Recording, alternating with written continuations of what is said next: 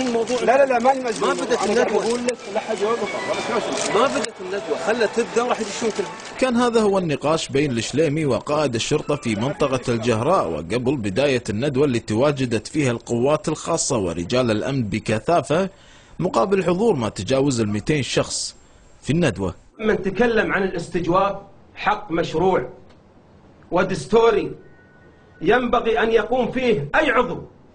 العضو الشريف هو اللي يستجوب، والعضو الخانع الطامع المتخاذل هذا ما يقدر يحط عينه بعين وزير، مو رئيس الوزراء، وزير ما يقدر يحط بعينه. أنا لما أشوف اللي صار بندوة الحربش أعتقد هذا حقد مزروع، حقد زرعوه يا جماعة، زرعوه ما بيننا، ولا شلون يصحى الرجل إلا هذا الحقد. فيجب على الحكومة الآن تدرس هذه الظاهرة. أما النائب مسلم البراك فجدد دعوته لطرد نواب من الدواوين بسبب مواقفهم مع الحكومة.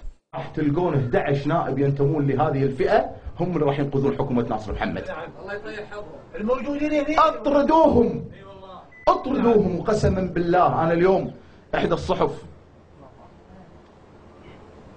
السيئة، وأنا أعتقد يمكن هي صحيفة وفي قناة بعد واظن لا واحدة ثانية اليوم أعتقد أنها موجودة قناتهم هنا أعتقد، والمفترض والله أن نطلعها برا، لكن احنا ما عادتنا الحين بالنسبة لهذا. إيه. هنا دعا البراك لإخراج إحدى القنوات الفضائية وهو ما تم بالفعل. تعال اخذه.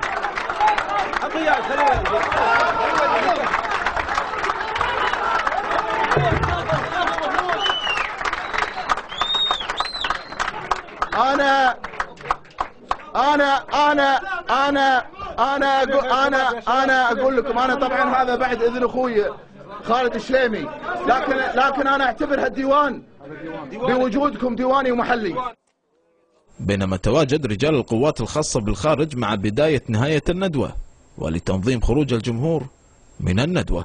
وبهذا انتهت الندوة بسلام وأمان ومن دون إصابات أو اشتباك مع رجال القوات الخاصة، مع تأكيد القائمين على الندوة التزامهم بالتعليمات من خلال وضع لوحة تطلب من الجماهير عدم التوقف أو التجمهر أمام مقر الديوانية.